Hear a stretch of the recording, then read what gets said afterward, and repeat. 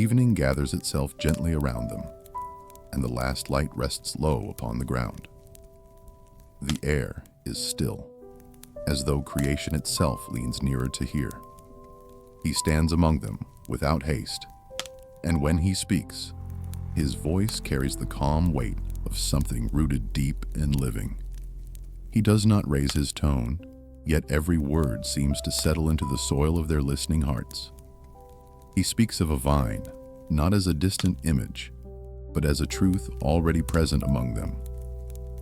He names himself the true vine, living and sustaining, and he names the Father as the keeper of the vineyard, whose hands know every branch by touch. The words move slowly, like water finding its course, and those who hear feel something ancient awaken within them. A vine is no stranger to them. They have seen how it stretches along the earth, how it clings and climbs, how it bears fruit only when it remains rooted in its source. As he speaks, the world around them seems to agree. The evening breeze passes softly, brushing leaves and garments alike, and the scent of earth rises faintly from the ground. The teacher's words do not rush forward, they unfold. He says that every branch in him that bears no fruit is lifted away, and every branch that bears fruit is pruned so it may bear more. There is no harshness in the saying. It is spoken as one speaks of necessary tending, of care that wounds only to heal. Those who listen do not interrupt. Some lower their eyes, some look toward him steadily, and some gaze into the fading light, as though the vine he describes is already growing before them. They understand vines. They understand pruning, the sharp cut that seems like loss until the season turns and fruit appears where there was none before. Yet his words reach beyond what they know, touching something inward and unseen. He tells them they are already made clean by the word he has spoken. The saying settles among them like a quiet assurance. No gesture accompanies it, no sign is demanded. It is enough that it is spoken. The word itself carries its own work, like seed pressed into the earth, already alive before it is seen. Then he speaks again, and the heart of the matter is laid bare. He calls them to abide in him, and he promises to abide in them. The words are simple, yet they hold a depth that invites stillness. To abide is not to strive or wander. It is to remain, to stay where life flows freely. He explains as one who knows the patience of growth, that a branch cannot bear fruit by itself unless it remains in the vine. Neither, he says, can they bear fruit unless they remain in him. The saying moves through them slowly. Some feel comfort in it, others feel the weight of it, and some feel both at once. To remain means closeness, dependence, and trust. It means letting go of the illusion of standing alone. He does not command with force. He invites with truth. He speaks as one who knows that life, apart from the vine, dries and withers, no matter how strong it once appeared. Around them, the evening deepens. Shadows lengthen, and lamps begin to glow faintly in the distance. The teacher's presence remains steady, like a flame that does not flicker. He says again that he is the vine, and they are the branches. The repetition is not for emphasis alone, but for sinking in, for allowing the truth to root itself where it can grow. He tells them that whoever remains in him, and he in them, bears much fruit. The promise is spoken plainly, without ornament. Fruit is not defined yet. It is simply named as the natural result of abiding. Then he speaks the hard truth that follows like a quiet echo. Apart from him, they can do nothing. The words fall without judgment, like a statement of the way things are. A branch severed from the vine cannot sustain itself, no matter how green it once was. A hush settles among those who hear. No one argues, no one asks for clarification. The truth of it is felt rather than debated. They have seen branches gathered and burned once they are dry, useful only for warmth or ash. The image lingers, not as a threat, but as a reminder of how closely life is bound to its source. He continues, saying that if they remain in him and his words remain in them, they may ask what they wish, and it will be done for them. The saying opens like a window, letting hope and wonder move through the quiet. Yet even this promise feels anchored, not wild. Asking is bound to remaining. Desire is shaped by dwelling. It is not a freedom to demand, but a freedom that grows from union. As the words settle, some feel their fears soften. Others feel their longings take a different shape. The promise is not loud, but it is generous, and it rests within the greater truth of abiding. He speaks then of the Father being glorified by much fruit. And by this, he says, they are shown to be his disciples. Fruit becomes more than outcome. It becomes witness, the visible sign of an unseen connection. The listeners remain still. No one moves away. No one presses forward. The teaching has entered them like breath, quiet and sustaining. They sense that what he speaks of is not for a moment, but for a life that continues beyond this evening. Beyond this path they walk together. As his voice trails into silence, the night seems to lean closer. The vine he has named is no longer only an image. It has become a place to remain. The branches he has spoken of feel like their own lives, held and sustained by something stronger than themselves. The words do not end. They rest, waiting to grow.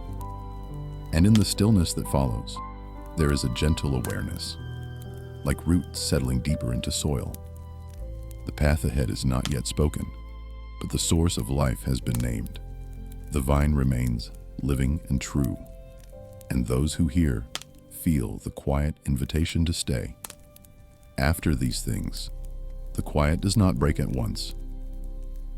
The teacher remains among them, and the space he leaves invites the words to deepen rather than depart. He looks upon those who listen, not as one counting faces, but as one who knows the shape of each heart. The evening has grown fuller now, and the sky holds the deepening blue of night, steady and unhurried. He speaks again, and his voice carries the same calm certainty, as though nothing has changed since the last word, because nothing essential has. He draws their attention not away from the vine, but further into it. He speaks of branches not merely attached, but chosen. Branches given place and purpose by their nearness to the living stem. They are not gathered by chance. They are held because the vine has made room for them. He tells them that to remain is not a single act, but a way of being. A branch does not decide anew each morning to stay joined. It simply abides, drawing life as long as it does not pull away. His words fall gently, removing the burden of constant proving. Remaining is not measured by effort, but by presence. Life flows quietly, unseen, yet faithfully, through what remains open to receive it. Those who hear begin to sense that this remaining reaches deeper than proximity of body or sound of voice. It touches memory, trust, and the slow shaping of the will. To remain is to let his life become their source, not for a moment, but through every season that will come. The thought both comforts and unsettles them, for it asks for more than admiration. It asks for staying. He speaks of himself again, not as distant teacher, but as the place where life is found. The vine does not shout its strength, it offers it continually.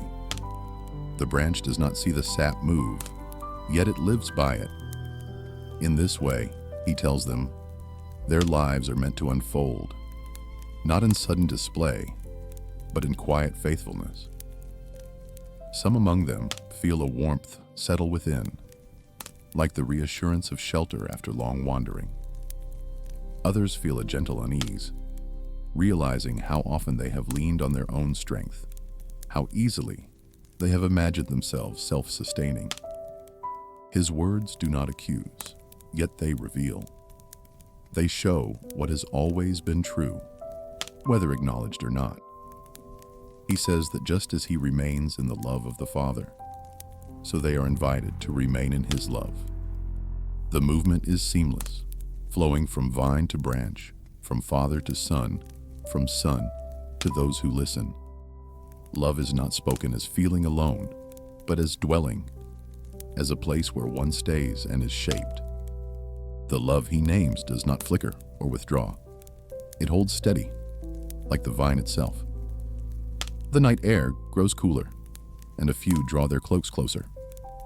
Lamps glow more brightly now, casting soft circles of light upon the path. Within those circles, faces are attentive, eyes reflective. No one speaks, yet each is responding inwardly, weighing what it means to remain when the teacher will no longer be seen as he is now.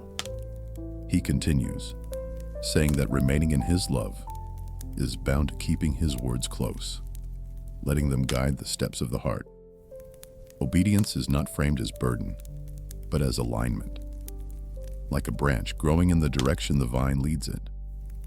The words he speaks are not separate from the life he offers. They are its expression, its steady pulse. As he speaks, some recall earlier moments when his words first stirred them, when they left familiar paths to follow him. Others think of doubts they have not voiced, of fears that have lingered quietly. Yet here, in this moment, those thoughts are held within a larger truth. Remaining does not require certainty about all that lies ahead. It requires trust in the one who sustains. He does not hurry them toward understanding. He allows the meaning to unfold at its own pace, like fruit forming unseen beneath leaves. He speaks of joy, though not yet in fullness, hinting that joy grows where remaining takes root. It is not joy that shouts, but joy that endures, shaped by connection rather than circumstance. The listeners feel time slow. The world beyond this teaching seems distant, muted, as though the vine he speaks of has drawn their attention inward. They sense that remaining will be tested, stretched, and refined. Yet they also sense that it will never be solitary. A branch remains because the vine holds it. The life does not originate in the branch itself. As his words settle, a deeper quiet emerges. It is not the silence of absence, but of fullness. The invitation to remain hangs gently in the air, neither withdrawn nor pressed. It waits, patient as growth itself. And as they begin to move again along the path, the teaching does not fade behind them. It walks with them, like a steady presence at their side. The vine has been revealed, and now the call is clear: to remain, to stay joined, to let life continue to flow. The night receives them as they go on, and the image of branch and vine lingers, rooted now within their remembering. What has been spoken does not rush ahead. It abides, preparing the way for what will yet be revealed. When they have gone a little farther, he speaks again, and his words turn gently, as a path turns among familiar ground. The vine remains before them, but now he draws their attention to the hands that tend it. He speaks of the Father not as distant overseer, but as one whose care is deliberate and near, whose knowledge of the vineyard is intimate and exact. He tells them that the Father prunes every fruitful branch, not to diminish it, but to free it. The word falls carefully, as though he knows it may stir unease. Pruning is not an easy image. It speaks of cutting, of loss, of a moment when growth is interrupted. Yet he speaks of it without fear, naming it as an act of love rather than removal. Those who listen have seen pruning before. They know how the knife comes close, how what once grew freely is trimmed away. They know how it looks afterward, as though something good has been taken. And yet, they also know the season that follows, when strength gathers where it could not before, and fruit appears in greater measure. His words awaken this knowledge, lifting it from the field into the heart. He says the Father cuts away what drains life without bearing fruit, and he cleans what bears fruit so that it may bear more. The care is precise, never careless, never cruel. Nothing is removed without purpose. Nothing is touched without knowledge. In his voice there is no hint that the Father delights in the cut. The delight is in the fruit that will come. A quiet tension moves among them. Some feel relief, understanding that the times of loss they have known may not have been abandonment. Others feel a tremor of uncertainty, wondering what in them might yet be cut away. He does not name specifics. He leaves the work to the gardener, whose wisdom exceeds their own. He speaks of them as already clean, already tended by the word he has spoken. The saying brings a measure of peace. The pruning he speaks of is not condemnation, it is care. The word that has come to them has already begun its work, shaping, refining, making space for life to flow more freely. As he speaks, the night deepens further, and stars begin to appear, faint at first, then clearer. The sky itself seems pruned of light, leaving points of brightness that stand out all the more. The image is not lost on those who watch, though none speaks it aloud. Loss has a way of making what remains more visible. He does not linger long on the pain of pruning. Instead, he lets the image rest within the greater truth of abiding. The branch that remains does not resist the hand that tends it, for it trusts the source of its life. Resistance would only harden what is meant to grow. Yielding allows the work to be done. Some among them feel memories stir, moments when paths narrowed, when expectations were cut back, when what they thought essential was taken from them. In this light, those moments feel different, not explained away, but held within a larger care. The Father is not absent in the cutting. He is present, shaping what will endure. He continues walking as he speaks, his pace unhurried. The sound of their steps blends with the rhythm of his words. He does not promise that pruning will be gentle, only that it will be purposeful. The fruit that comes will bear the mark of the vine, not of the knife. The listeners sense that pruning is not a single moment, but a continuing work, one that accompanies growth itself. As long as a branch lives, it is tended. As long as it bears fruit, it is shaped. The gardener's hand does not leave the vineyard unattended. As his voice softens into silence, the image settles among them like a truth they will return to often. The vine, the branches, the careful hand, all belong together. Growth is not left to chance. Life is watched over. They walk on, and the night seems less empty. Even the unseen work feels held. The thought of pruning no longer stands alone, sharp and fearful, but rests within the promise of fruit yet to come. And in the quiet that follows, there is a growing trust, like roots sinking deeper after rain. What is cut away does not have the final word. What remains will grow, shaped by hands that know exactly what they are doing.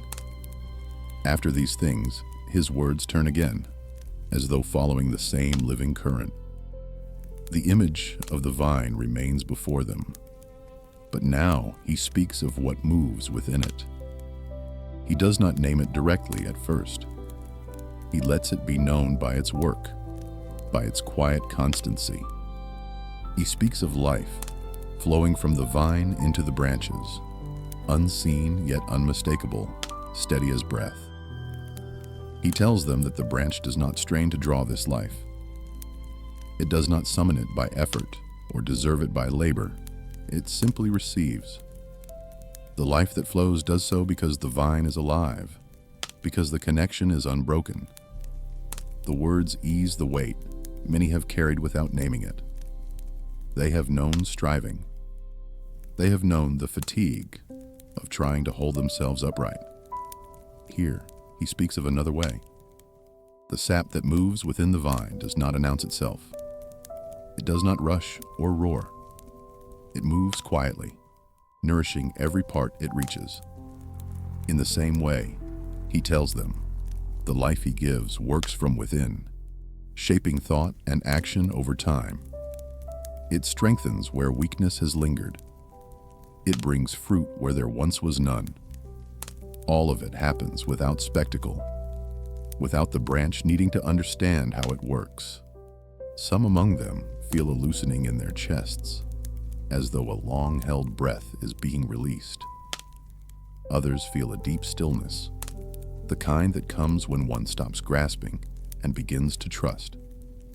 He speaks as one who knows how easily they forget this, how often they will be tempted to measure life by visible effort rather than hidden connection. He says again that he is the vine and they are the branches. And this time, the words feel less like instruction and more like reassurance. The vine does not demand fruit without first giving life. It does not withhold what is needed. The flow is constant, faithful, generous. He tells them that the one who remains in him bears much fruit, not because of strength, but because of nearness. The branch that stays joined cannot help but grow. Fruit is not forced into being. It appears when the conditions of life are met. The saying settles into them slowly, like rain into dry ground. As he speaks, the world around them continues in quiet agreement. A distant sound of water reaches their ears, steady and rhythmic. The night air moves gently through leaves overhead. All of it seems to echo the same truth. Life moves where there is connection, and it withers where there is none. He speaks then of the danger of forgetting this, of imagining that life can be sustained apart from the source. He does not accuse. He warns with care. A branch separated from the vine may still look alive for a time, but the life within it is already fading. The truth is spoken plainly, without embellishment, because it needs no defense. Those who listen feel the weight of the saying, yet they also feel its clarity. There is relief in knowing where life comes from. There is peace in being freed from the burden of self-sufficiency. He does not call them to greatness of their own making, but to faithfulness of remaining. He allows a pause, letting the words settle. No one speaks. The teaching has reached a place beyond questions. It has entered the realm of lived truth, where it will be tested, not by debate, but by days and nights yet to come. As they continue on the path, the sense of movement within stillness remains. The life he has spoken of feels present, even now, as though something unseen is already at work among them. The vine is not only an image, it is becoming an awareness, a quiet dependence shaping their steps. The night grows deeper, and the path ahead is dim, yet the teaching does not feel fragile. It feels rooted, sustained by a source that does not waver. The life that flows from the vine does not fade with the light. It abides, and in the hush between his words, there is a gentle knowing, like sap rising unseen. What is given does not need to be seized. It only needs to be received again and again. as long as the branch remains. And again he speaks, and this time the words come with a gravity that does not press down, but steadies. He does not raise his voice, yet the saying carries weight, as though the ground itself listens. He names what happens when the branch no longer remains, when the quiet bond is loosened and life no longer flows as it once did. He says plainly that apart from him, nothing can be done. The words do not arrive as a rebuke. They are spoken as truth, simple and unavoidable, like the way night follows day. He does not soften the saying, nor does he sharpen it. He lets it stand as it is, complete in itself. Those who hear feel the stillness deepen. The thought moves through them slowly, touching places they would rather not examine. They have known moments of independence, times when they believed they could carry themselves forward by will alone. They have tasted success that seemed self-made, and failure that felt solitary. Now his words gather all of it into one clear understanding. Life does not originate in the branch.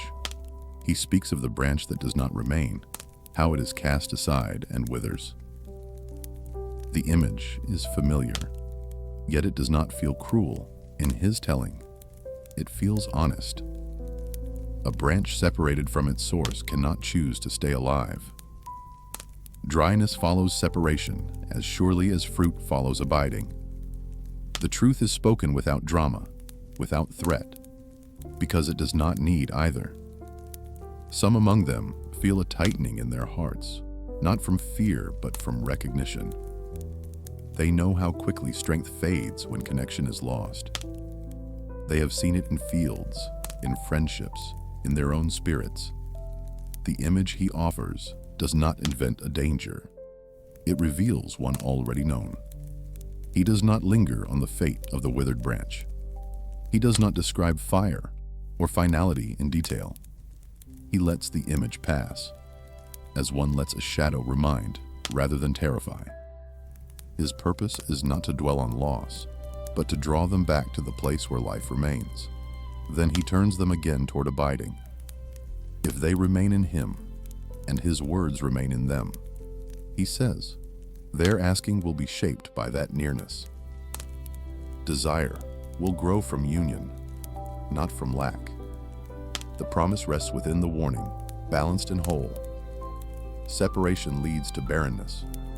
Remaining leads to life that reaches outward in prayer and fruit. The listeners feel the contrast clearly. Two ways stand before them, not as equal choices, but as realities already defined by their outcomes. One is dry and fleeting.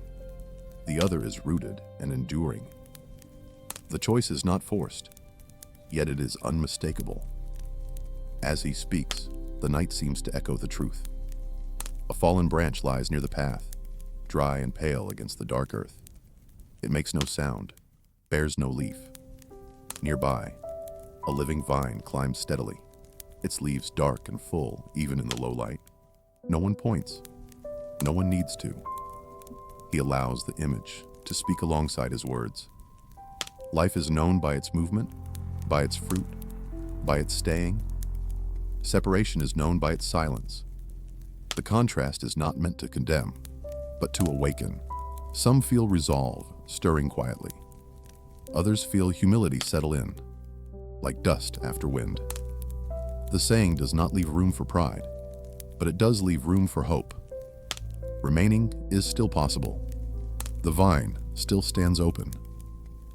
As they walk on, the weight of the words does not press them down. It steadies their steps.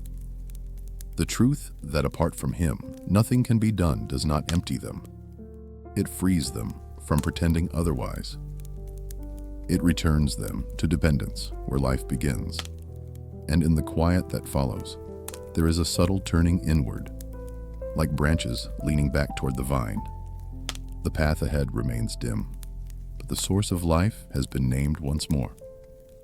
To remain is to live. To wander is to wither. The night holds this truth gently, and the words abide, waiting to be lived. When he speaks again, it is as though his words breathe, drawing them closer to what has already been given. He does not move away from the vine. He moves inward, toward the place where word and life meet. He speaks of his words remaining within them, not as sound remembered alone, but as breath received and held. He tells them that just as a branch carries the life of the vine within its fibers, so they are to carry his words within their hearts. The saying is gentle, yet it reaches deeply. Words, in his telling, are not weightless. They shape, they dwell, they become part of what one is. When his words remain, they do not sit on the surface. They move inward, shaping thought and desire alike. Those who listen begin to sense that remembering is not enough. His words are not meant to be recalled only in moments of need, but to abide continually, like breath that does not cease. Breath is not summoned only when one remembers to breathe. It is received without effort, moment by moment.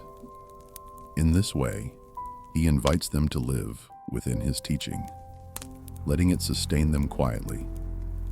He speaks of prayer, though he does not yet name it fully. He says that when his words remain in them, their asking will be formed by that dwelling. Desire will no longer rise from restlessness alone, but from union. What they ask will reflect what they have received. The saying does not promise ease, it promises alignment. Some among them feel a stirring of hope. They have known how scattered their desires can be, how easily longing pulls them in many directions. Here, he speaks of a center, a place where asking and receiving meet. It is not a promise of having everything, but of wanting what flows from life itself. The night air carries his words gently. A faint breeze moves, cool against their faces, steady as the breath he speaks of. The rhythm of walking and listening begins to feel like prayer itself, each step an unspoken response. No one breaks the quiet. There is nothing to add. He reminds them again that fruit grows where life remains. Fruit is not named in detail, but its presence is felt. It is the visible expression of an unseen abiding. It comes in its season, not hurried, not forced. The branch does not announce its fruit, it simply bears it. His words do not rush them toward action. They invite stillness first. Remaining precedes doing. Abiding shapes all that follows. The order matters, and he speaks it clearly, though without emphasis. Those who hear sense that much of what they have known has often been reversed. Doing first, remaining later, if at all. He speaks again of the Father being glorified when much fruit is born. Glory, in his telling, is not loud display. It is the quiet recognition of life rightly ordered. The vineyard glorifies the gardener, not by noise, but by fruit. The branch glorifies the vine not by striving, but by remaining. Some lift their eyes at this, seeing fruitfulness in a new light. It is no longer something to prove or perform. It is something that appears when life is allowed to flow. The burden of self-display loosens its hold, replaced by a quieter faithfulness. As they walk, the path narrows slightly, and they move closer together. The closeness feels fitting. His words have drawn them inward, toward a shared understanding that is still forming. No one claims mastery of it. It is enough to be within it. He does not speak of future trials yet, nor of what remaining will cost. He allows the gift to be received before the weight of it is felt. His wisdom moves with patience, giving what can be held in this moment. The night is deep, and the teaching meets it with equal depth. The words he has spoken feel less like instruction now, and more like atmosphere. They surround, they sustain, they invite quiet trust. The listeners feel that even when his voice falls silent, the words will remain echoing softly within. As he pauses, there is no sense of ending. The silence feels like continuation, as though the teaching has simply moved inward. The breath they draw feels connected to what has been spoken. Each inhale a receiving, each exhale a resting. The vine remains unseen, yet present. The words remain gentle and alive. And in the stillness between steps, there is a growing sense that to abide in his word is to be carried, moment by moment, by a life that does not fail. And again he speaks, and the words rise softly, like prayer already forming before it is spoken.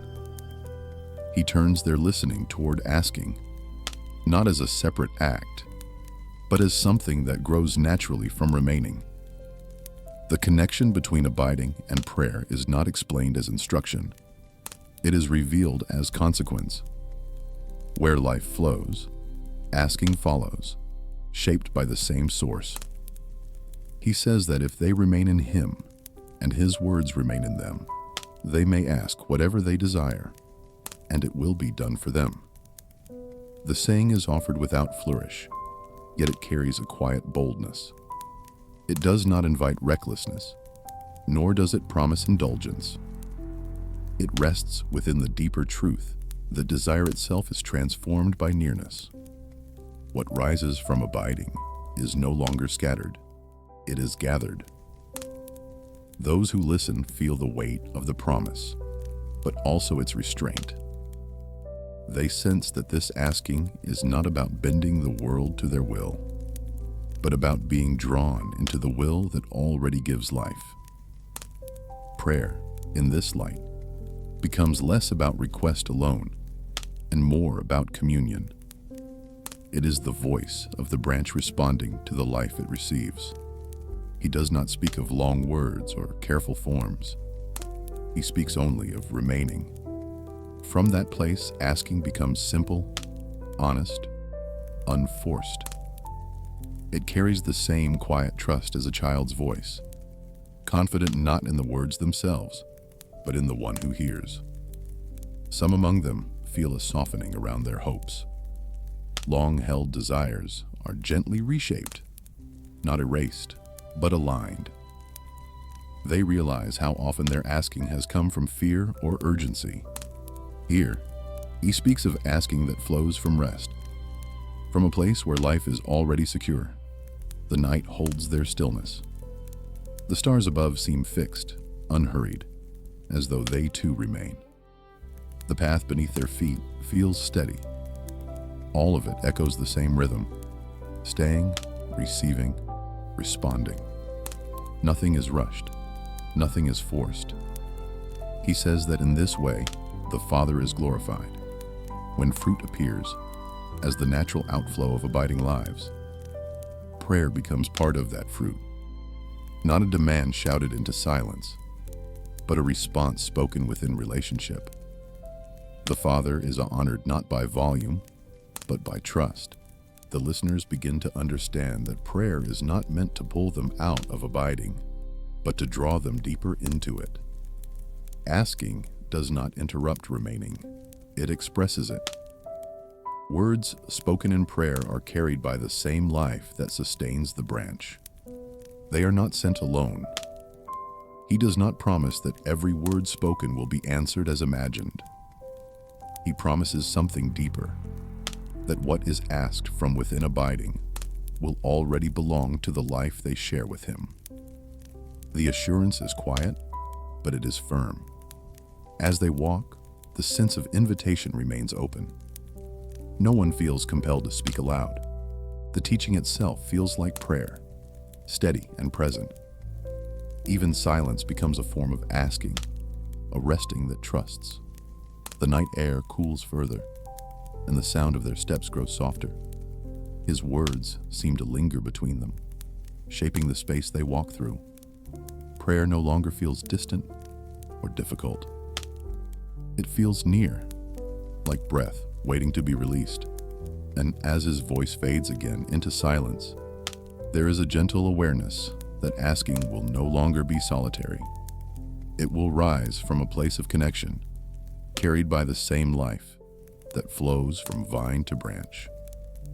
The path continues, and with it, the quiet forming of prayers not yet spoken, already held within the promise of abiding. When the stillness has settled again, he speaks of the Father, and his voice carries a quiet reverence.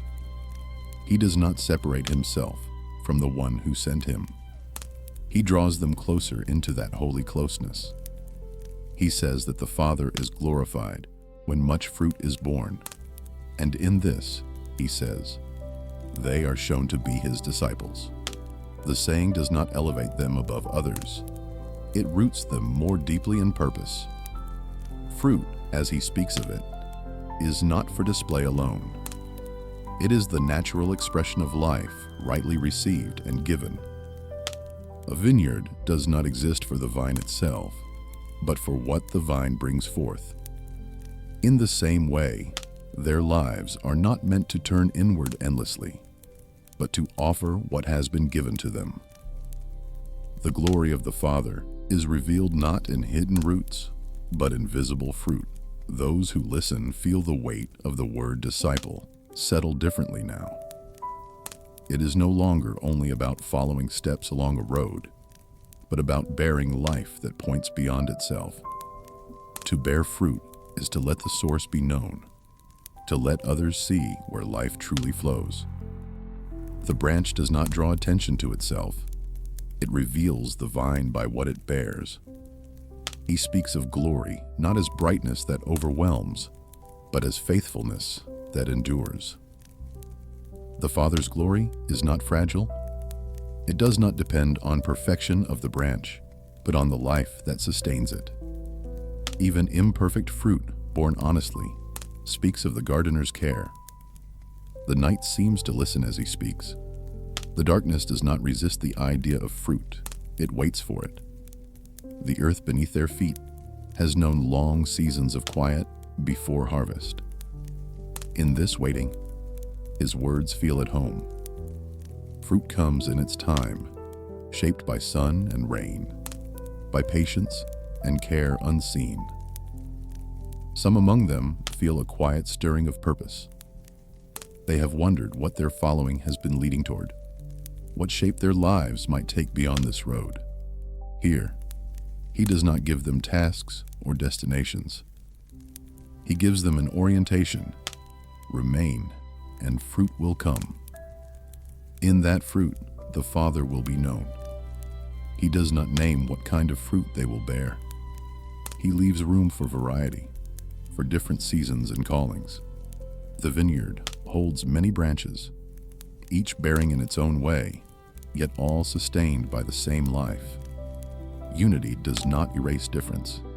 It holds it. As he speaks, the idea of fruitfulness loosens itself from pressure. It is no longer a burden to achieve, but a promise to trust. The branch is not anxious about fruit, it is faithful to remain. The life that flows knows how to bring forth what is needed. The listener feel this truth settle quietly. Some have feared being unproductive, unseen, or forgotten. His words offer another measure. Fruit is not always immediate. Glory is not always loud. What matters is the life that continues to flow. He allows the thought to rest among them, neither explained away nor driven home. It rests like seed in soil, waiting. The Father is glorified.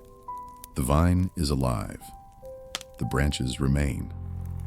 As they walk on, the path ahead feels less uncertain. Purpose has been named, not as destination, but as direction. To remain is to move toward fruit, and fruit moves always toward the glory of the one who tends the vineyard. The night deepens, and the teaching continues to abide within them, steady and sure. The glory he has spoken of does not dazzle the eyes, it steadies the heart. And in that steadiness, the branches go on, held within a life that knows how to bear fruit in its season. And again he speaks. And now his words move inward, toward the source from which all else has flowed. He speaks of love, not as something newly introduced, but as the current already carrying them. He says that just as the Father has loved him, so he has loved them. The saying opens like a quiet door into a depth they have not yet measured. The love he names is not distant or abstract. It is not spoken as idea or virtue alone.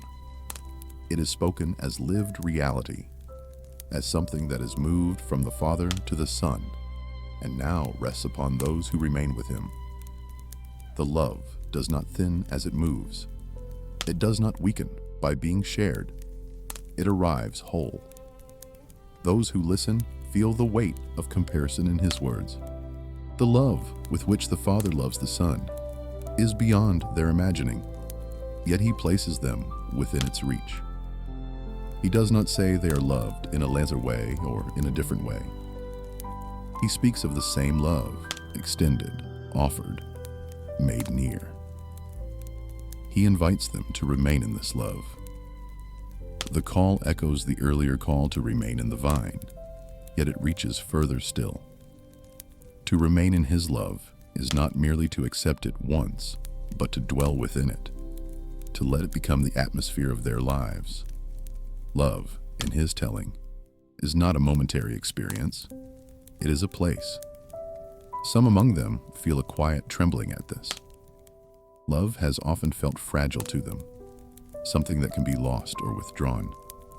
Here, he speaks of love as something steady, something that holds even when they falter. Remaining in his love does not mean clinging in fear, but resting in trust. He speaks of keeping his words as the way of remaining in his love, just as he keeps the Father's words and remains in the Father's love. The pattern is revealed without force. Love flows through faithfulness, not as payment, but as alignment. To keep his words is to stay within the shape love has already taken. The night seems to soften as he speaks. The air feels gentler, the darkness less heavy. Love, spoken this way, does not demand proof. It invites response. It waits. Some recall moments when they have felt unworthy of love, when they have believed distance was safer than closeness. His words gently undo these fears. Remaining in love does not require perfection. It requires presence. The love he speaks of is not easily offended. It is patient, enduring, and true. He does not speak of love as something they must generate. He speaks of it as something already given, something to be received and remained within. The effort is not in creating love, but in not turning away from it. The simplicity of this truth feels both freeing and humbling. As he pauses, the silence is full. No one feels the need to respond aloud. The love he has named feels close enough to be felt, yet deep enough to be respected. It does not press itself upon them. It offers itself and waits. They walk on, and the words seem to move with them, like warmth carried within a cloak. The path is the same, the night unchanged, yet something has shifted. Love has been named as the ground beneath all else. Abiding, fruit, prayer, all of it flows from this source. The invitation to remain in his love lingers gently, like light that does not fade with the hour. It does not hurry them. It gives them time to learn how to stay.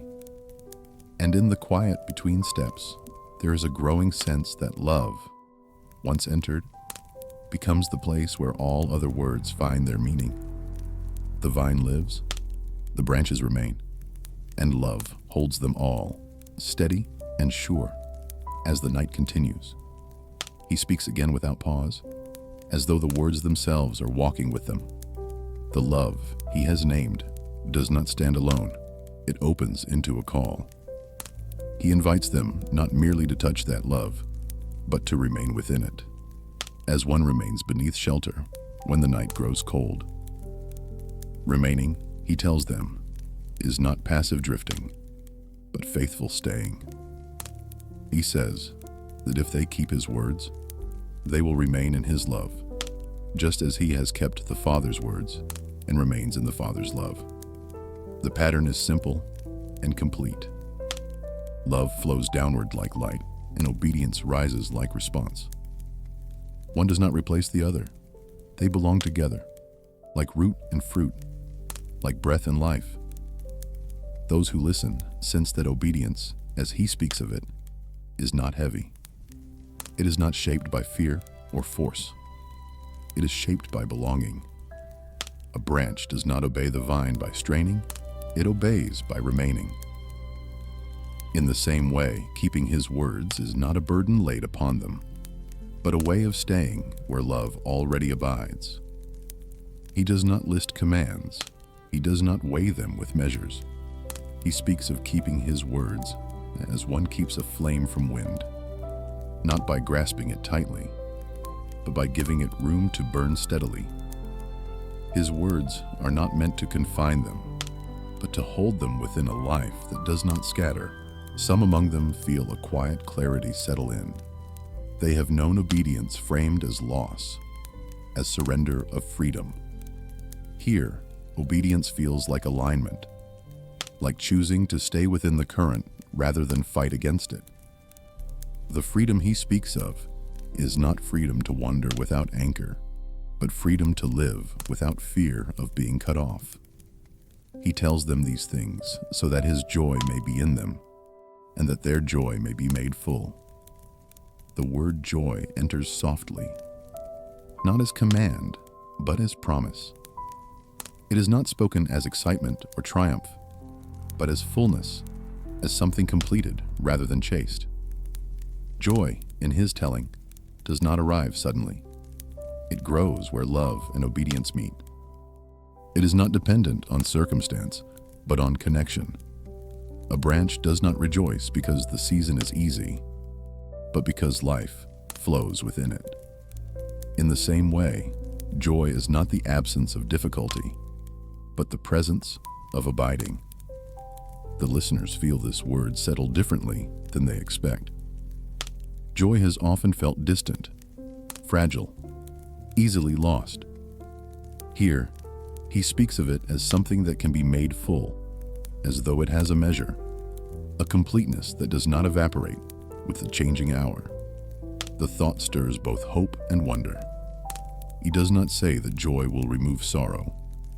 He does not deny the coming night or the trials it will bring. Instead, he places joy deeper than those things, rooted where they cannot reach. Joy is named as fruit, not weather. It grows from the same life that sustains everything else. As he speaks, the night air feels gentler still. A faint warmth moves through those who listen, not from the world around them, but from within. The idea that joy might endure, that it might be made whole, rests quietly among them, asking not to be explained, but to be trusted. He continues walking, his pace unbroken. The path beneath them remains familiar, yet the words have changed how it feels. Each step seems carried by something steadier than resolve alone. Love, obedience, joy. They no longer feel like separate ideas, but like parts of a single life unfolding. Some glance toward him, wanting to speak, yet choosing silence instead. The teaching feels complete for this moment, as though adding words might break its shape. The joy he speaks of does not demand response. It invites rest. As the sound of their steps fades into the night, his words linger, not as echo, but as presence. Joy does not rush ahead of them. It walks with them, quiet and sure, shaped by love that remains and obedience that stays close. And in the stillness that follows, there is a gentle sense of fullness beginning, Like fruit swelling unseen beneath leaves, the night continues, the path stretches on, and joy, named and promised, settles into the heart, waiting to be lived. He does not let the word joy drift away before he speaks again. Instead, he grounds it, as one presses seed gently into soil. He speaks of obedience once more, not returning to it as burden, but revealing its quiet fruitfulness. Joy, he tells them, is not separate from faithfulness. It grows within it, shaped by staying close to what is true. He reminds them that the joy he offers is his own joy, not something newly formed for them alone. It is the joy that has flowed through his life, sustained by remaining in the Father. This joy has known obedience not as loss, but as belonging. It has been steady through long days and silent nights, through listening and waiting.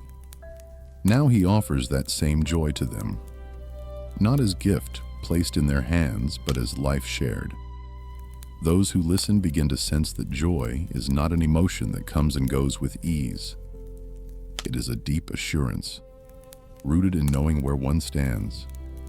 To remain in him is to remain where joy already lives. The thought quiets the restless search many have carried, the longing for something always just beyond reach. Here, joy is not chased, it is inhabited. He speaks again of keeping his words, and now the connection is clearer. Obedience is not the price of joy. It is the place where joy stays whole.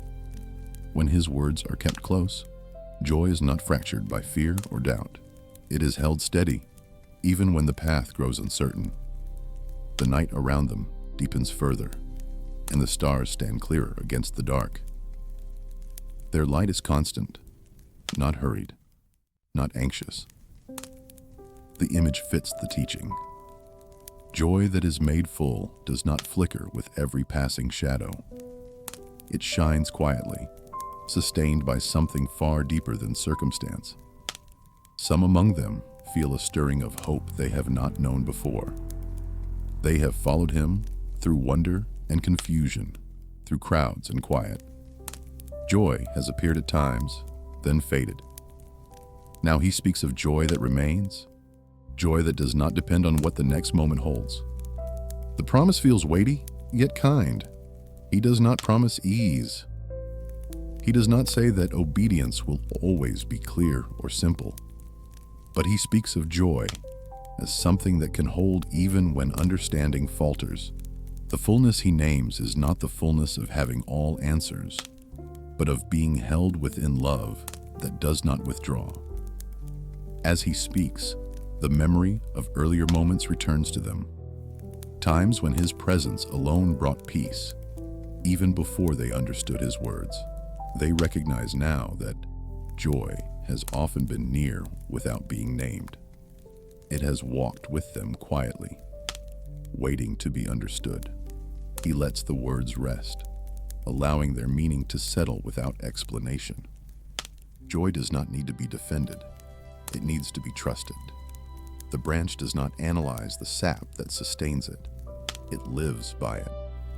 In the same way, joy grows where life flows freely. They walk on in silence, and the teaching continues to shape the space around them. Joy feels less like an idea and more like atmosphere, something breathed in rather than grasped. The path ahead remains dim, yet no longer heavy. The night does not threaten, it shelters.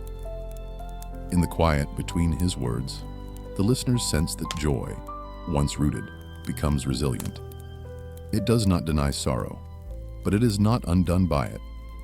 It remains, like the vine itself, alive beneath changing seasons. And as his voice softens again into silence, the promise lingers. Joy made full, not by striving, but by remaining. The night receives this promise gently, and the branches go on, carrying within them the quiet beginning of a joy that will endure. After a moment, he speaks again, and his words gather what has been unfolding into a single, clear call. He does not raise his voice. Yet the saying carries with it a firmness that feels like bedrock.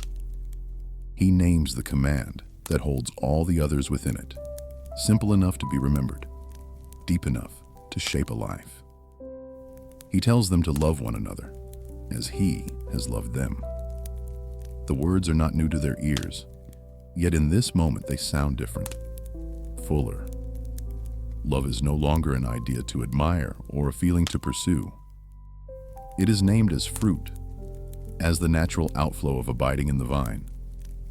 Love, he shows them, is what life looks like when it is shared. Those who listen feel the weight and clarity of the command together. It is not multiplied into many directions. It does not scatter the heart. It gathers everything into one way of being. To love one another is not an added task. It is the shape of remaining. A branch that lives cannot help but bear what the vine gives. He does not define love by sentiment alone. He defines it by his own life among them, by patience shown, by mercy extended, by presence that is not withdrawn when understanding failed. The love he calls them to is not abstract. It has already been lived before their eyes. Some among them feel comforted by this. Others feel exposed. Love, as he names it, does not allow distance to remain unnoticed. It asks for nearness, for attention, for the slow work of seeing another as one held by the same life. The command does not feel easy, yet it feels right. He speaks of this love as something that binds them together, branch to branch, not in competition, but in shared dependence. They are not called to draw life from one another as source, but to share what they receive from the same vine. Love flows outward, but it does not replace the source. It reveals it. The night seems to hold this teaching with particular care. Shadows fall across their path, yet they walk close together, guided by the steady rhythm of his voice. Love, spoken this way, does not erase difference. It creates room for it, held within something stronger than agreement. He does not warn them yet of how this love will be tested. He allows them to receive it first as gift, before they feel its cost. Love is given before it is demanded. The command rests within the promise of abiding, not apart from it. They are not asked to love by their own strength, but by the life that flows through them. Those who listen begin to sense how love will become their witness. The fruit by which the vine is known, the world will see not the unseen flow of life, but the way it appears among them. Love will speak where words cannot. It will reveal connection where none is visible. He lets the command stand without elaboration. It does not need many words. Like seed, it carries within itself all that will grow from it. The simplicity of it does not lessen its depth. It invites a lifetime of unfolding. As they walk on, the idea of loving one another begins to take shape in quiet ways. Faces come to mind. Moments of patience remembered. Moments of impatience regretted. The command does not accuse. It invites change, shaped by life rather than pressure. The night air moves gently, carrying the scent of earth and leaves. All around them, life continues unseen, roots holding, branches stretching. Love, in this setting, feels less like effort and more like alignment, like choosing to grow in the direction life already flows. He does not ask for love that measures or compares. He asks for love that reflects what has been received. As he has loved them, so they are to love one another. The measure is not found within themselves alone. It is found in him. The listeners feel a quiet resolve, forming not as vow spoken aloud, but as intention settling inward. Love will not always come easily. They sense this without being told. Yet they also sense that they will not be left alone to carry it. The vine remains. As his words fade again into silence, the command lingers, steady and clear. Love one another. The phrase does not echo loudly. It rests, waiting to be lived. And in the stillness that follows, there is a gentle awareness that love, once rooted in abiding, becomes the fruit that feeds many. The path continues, the night deepens, and the branches go on together, carrying within them the quiet call to love as they have been loved. He does not leave the word love untouched, as though it were complete without depth. He speaks again, and now the meaning presses further inward toward a truth that stands at the heart of all he has said. His voice remains calm, but the words carry a solemn clarity, like a horizon coming into view. He tells them that there is no greater love than this, that one lays down life for those who are loved. The saying enters the quiet without force. It is not announced. It is given, plain and unadorned, as though it has always been waiting to be spoken. Love, in its fullest form, is named not by feeling, but by self-giving. Those who listen feel the air change around the words. A deeper stillness settles, the kind that comes when truth reaches beyond comfort into recognition. They do not yet grasp all that he means, but they sense that he speaks from knowledge, not theory. The love he names is not imagined, it is known. He does not explain how or when such love will be shown. He does not call attention to himself directly. He lets the truth stand on its own, trusting that it will find its place in time. The love that lays down life does not announce itself in advance. It reveals itself only when the moment arrives. Some among them feel a quiet ache stir within, not from fear, but from awe. Love has often meant protection, provision, or presence to them.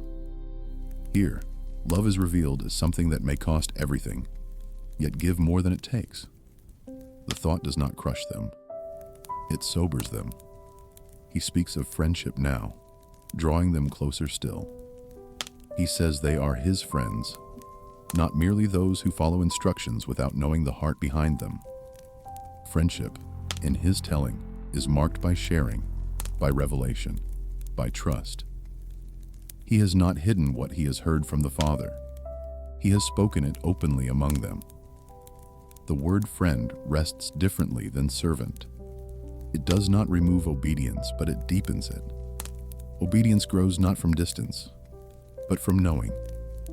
They are invited into the knowledge of his heart, into the purposes that guide his steps. Love, obedience, and friendship begin to weave together into one life. Those who hear feel a quiet lifting within. To be named friend by him is not a title to be claimed, but a relationship to be received. It carries closeness, responsibility, and trust.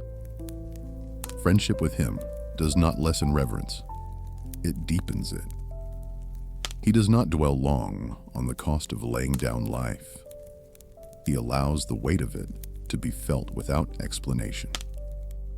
The night seems to hold the words carefully, as though even the darkness listens. The stars remain steady above, distant yet faithful, bearing witness to truths that unfold slowly.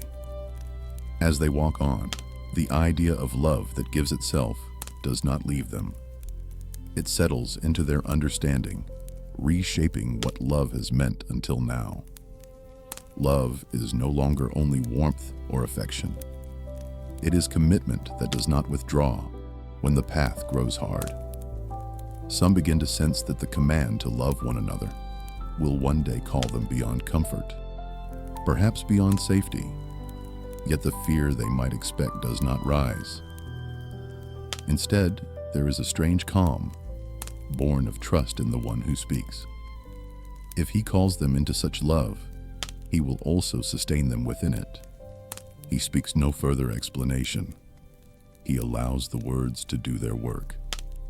Love that lays down life cannot be rushed into understanding. It must be lived before it is fully known. The path beneath their feet remains the same, yet the ground feels different now, as though it holds a deeper story. Friendship, love, self-giving, all of it has been named within the same breath of abiding.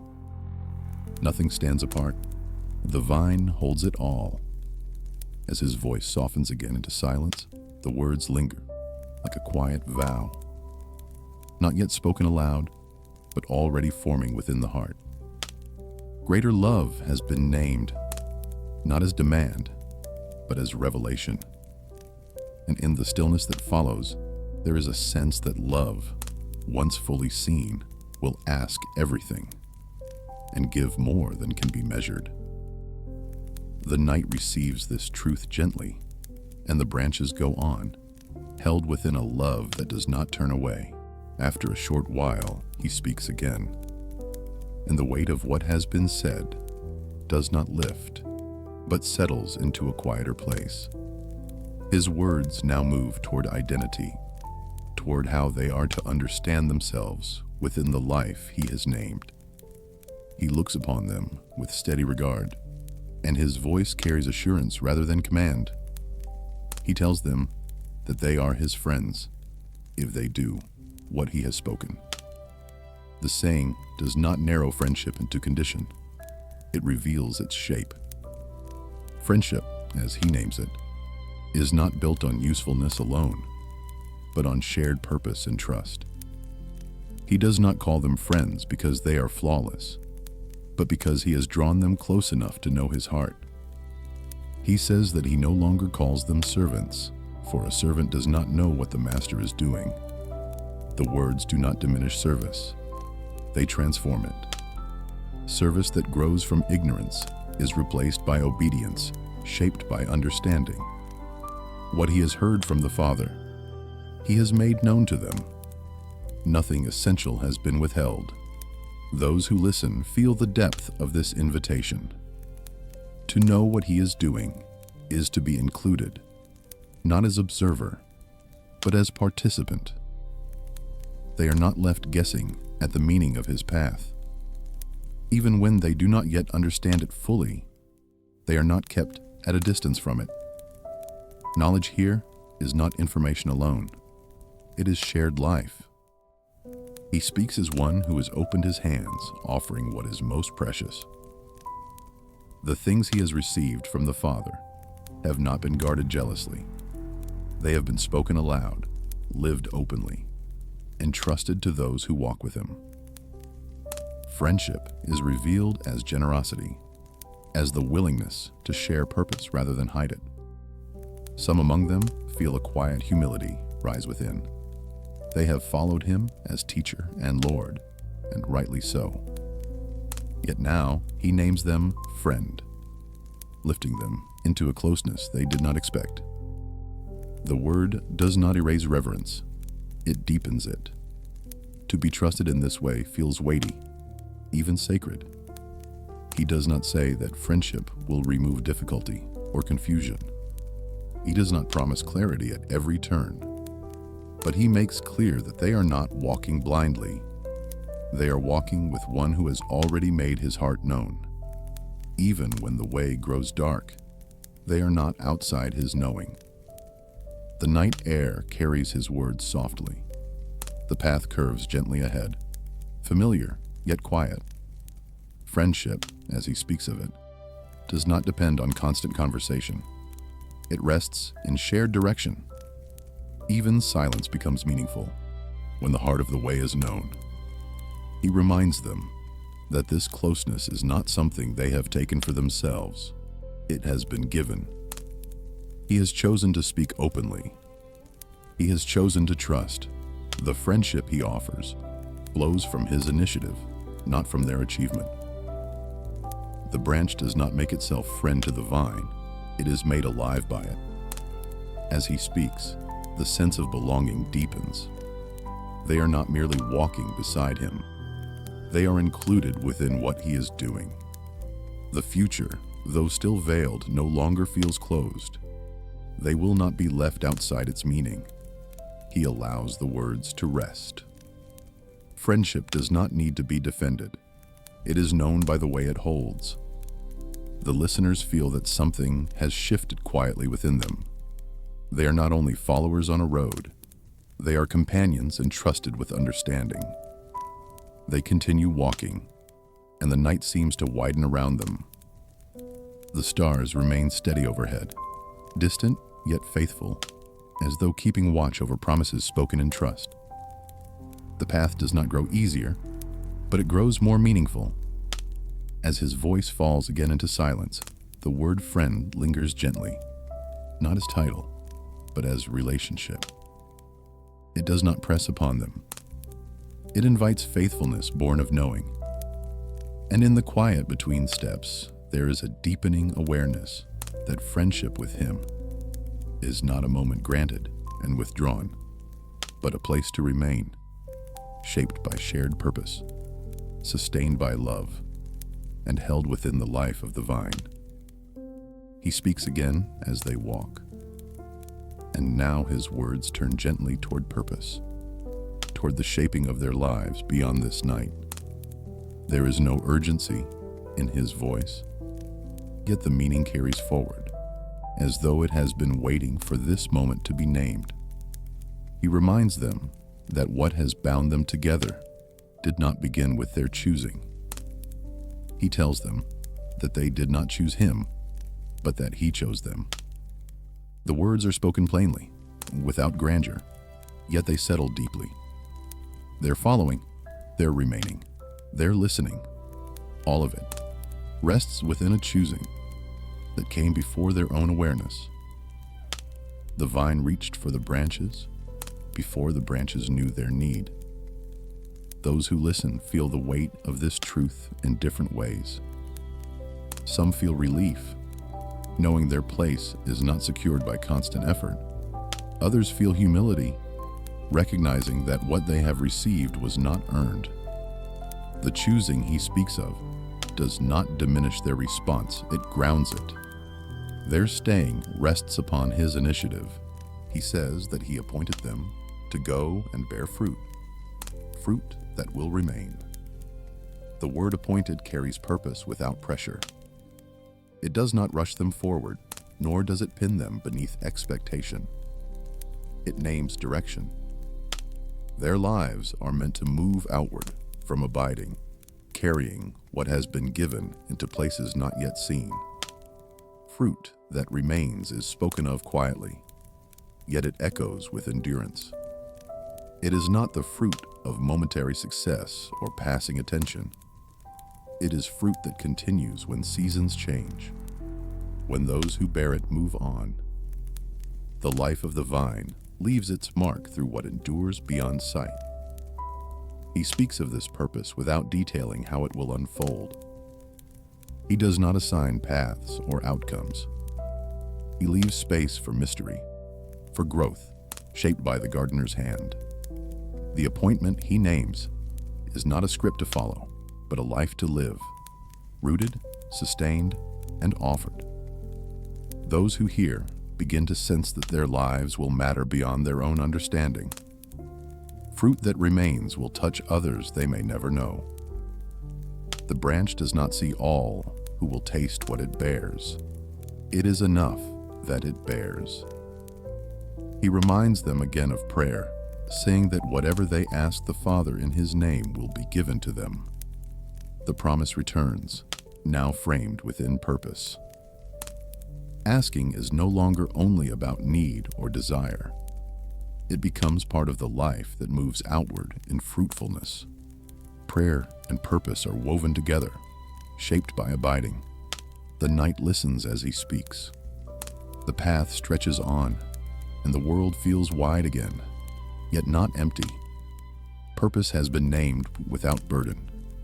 The choosing has been spoken without pride. All of it rests within the same gentle call to remain. Some among them feel a quiet courage forming. The future still holds unknowns, yet they sense they will not walk it aimlessly. Their lives are not random branches swaying without root. They are chosen appointed, held. He does not linger. He lets the words stand as seed planted deep. Purpose, like fruit, does not appear at once. It grows unseen, shaped by time and care. The appointment he names will unfold through seasons they cannot yet imagine. As they continue walking, the sense of being chosen does not lift them above others. It draws them deeper into humility. Being chosen means being entrusted, not exalted. It carries responsibility shaped by love rather than fear. The night deepens, and the teaching remains with them, steady and quiet. Chosen, appointed, sent to bear fruit that remains. The words do not shout, they rest, waiting for life to grow into them. And in the stillness that follows, there is a gentle assurance, like roots settling deeper into soil. Their place is not accidental. Their purpose is not fleeting.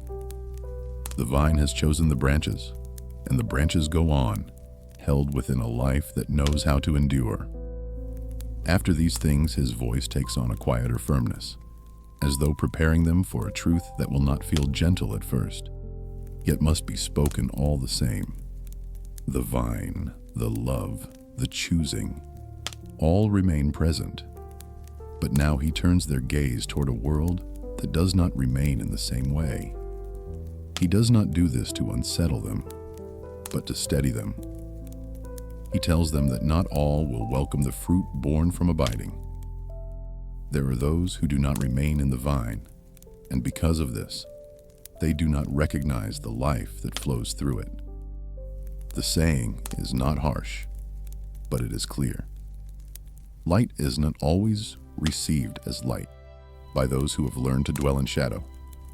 Those who listen feel a quiet tightening within. They have seen how crowds shift, how voices that once praised can grow silent or sharp. Yet he speaks of this not as failure, but as consequence.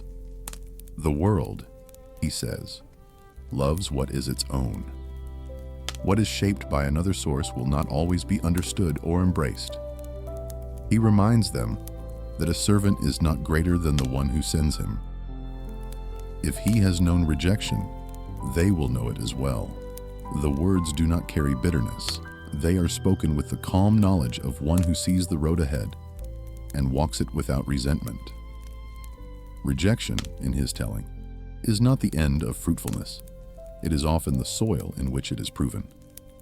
Some among them feel a stirring of unease. Love, friendship, purpose, all have been named. Now opposition enters the teaching, not as surprise, but as reality. He does not speak of it to harden them, but to keep them from being shaken when it comes. The branch that expects only sun may falter in wind. The branch that knows the vine will hold fast. He says that those who reject them do so not only because of them, but because they do not know the one who sent him. Ignorance, not understanding, stands at the root of such rejection. The saying removes the sting of personal offense. What is resisted is not the branch itself, but the life that flows through it. The night seems to deepen around these words. The path grows darker, the stars brighter. The contrast feels fitting. Light becomes clearer against darkness, not because darkness understands it, but because it cannot extinguish it. The vine does not retreat when the night grows long. He speaks of this opposition without calling them to withdraw or defend themselves. He does not instruct them to answer hatred with hatred. He lets the truth stand. Rejection will come, but it does not define them. Their identity remains rooted elsewhere. Some among them feel a quiet strengthening.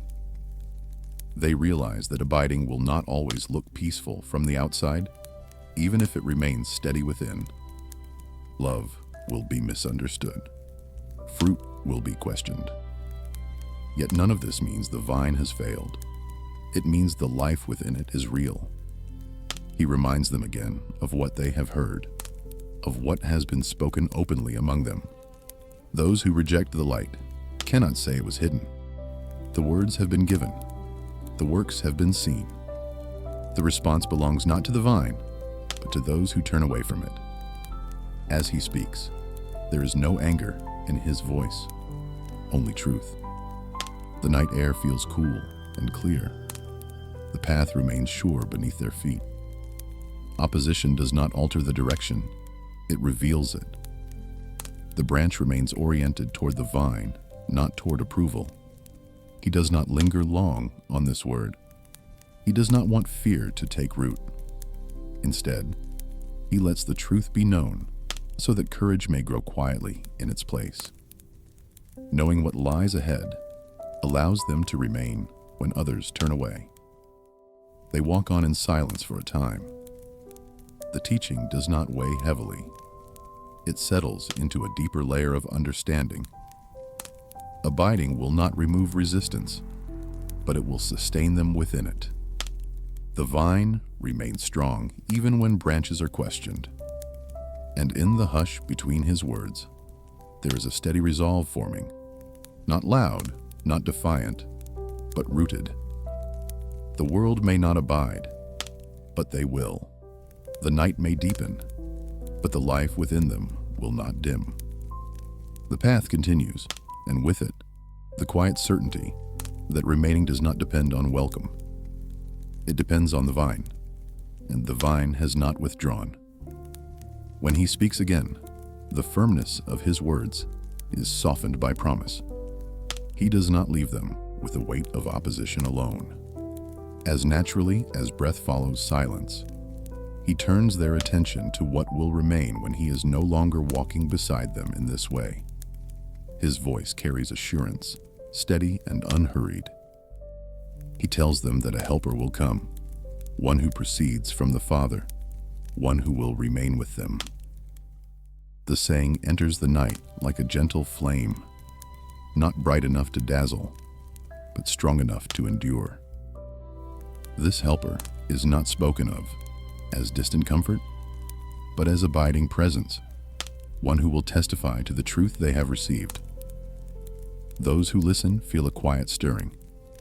The thought of his going has not yet been fully spoken, yet they sense it already. Here, he does not explain the leaving. He speaks of the staying. Even when he is no longer seen, the life he has given will not withdraw. It will be carried forward by the Spirit who breathes where he wills. He speaks of this Spirit as witness, one who will speak not on his own, but from what he has received. The same pattern appears again. Life flowing, truth shared, nothing hoarded. What began with the Father moved through the Son and will now continue within them. The vine's life will not be interrupted by absence. Some among them feel relief settle quietly. They have followed him closely, relying on his presence, his voice, his nearness. The promise of the Helper does not replace him. It extends his presence into every place they will go. They will not be left to remember alone. They will be accompanied. He tells them that they, too, will bear witness, because they have been with him from the beginning. The saying does not exalt them, it grounds them. Witness is not performance. It is testimony shaped by relationship. They will speak of what they have known, what they have seen, what has lived among them. The night listens as he speaks of the Spirit unseen yet promised. The air itself feels alive, moving gently through the trees, touching faces, lifting leaves. The image does not need explanation. Breath is known by its effect, not by its form. He does not describe the Helper in detail. He leaves space for mystery. What matters is not full understanding, but trust. The same trust that holds them to the vine will hold them to the Spirit who remains. As they walk on, the sense of being accompanied grows stronger. Even now, the promise feels near, as though the night itself carries a hint of what is to come. They will not walk into the world alone. The life they have received will continue to guide, remind, and strengthen. He does not say that the helper will remove difficulty or silence opposition. He speaks only of presence and truth. In this, the promise feels honest. They will not be spared the path, but they will not be abandoned on it. The teaching settles gently. Vine, branch, love, opposition, promise. All of it weaves together into a single, living hope. What has begun in closeness will not end in absence. What has been spoken aloud will continue to speak within. As his voice falls again into quiet, the night feels less uncertain. The future remains unseen, yet not empty. The Spirit has been promised. The witness will continue. And in the stillness that follows, there is a deepening trust, like breath drawn slowly and released without fear. What remains will remain fully. The vine will not be left without life, nor the branches without guidance. They walk on, held within a promise that does not fade with the hour, waiting now for the last words that will gather all things into rest. And now the words grow fewer, not because there is less to be given, but because what has been spoken has found its place. The night has deepened fully around them, and the path they walk is quiet, held beneath a sky wide and watchful. He does not rush to close the teaching. He allows it to gather itself, like breath settling after a long journey. He reminds them again, without repeating, of what has been made known. The vine remains. The branches are held. Love has been spoken. Joy promised. Friendship named. Purpose given. Opposition acknowledged. And presence assured. Nothing essential has been withheld. What remains now is not explanation, but trust. His voice carries a gentler cadence, as though preparing them for stillness. He does not add new images. He lets the familiar ones rest. The vine stands living and true. The branches remain, drawing life quietly. The Father tends with care. The Spirit will breathe where he goes. All of it belongs together, woven into one unbroken life. Those who listen feel the weight of the night not as heaviness, but as shelter. The teaching has moved from words into awareness. It no longer presses upon them. It holds them. They sense that what has been spoken will continue to unfold. Long after his voice grows silent, carried within memory, prayer, and breath. He does not ask them now to respond. He does not call for vows or declarations. The response he seeks is already forming, remaining, staying, trusting. The path ahead will call for this more than for words. The branch does not speak its faithfulness, it lives it. As they walk, the world feels hushed, as though listening has become its own form of worship. Even the stones beneath their feet seem still. The teaching has reached its resting place, not as ending, but as abiding presence. Nothing needs to be added. He looks ahead, and they follow.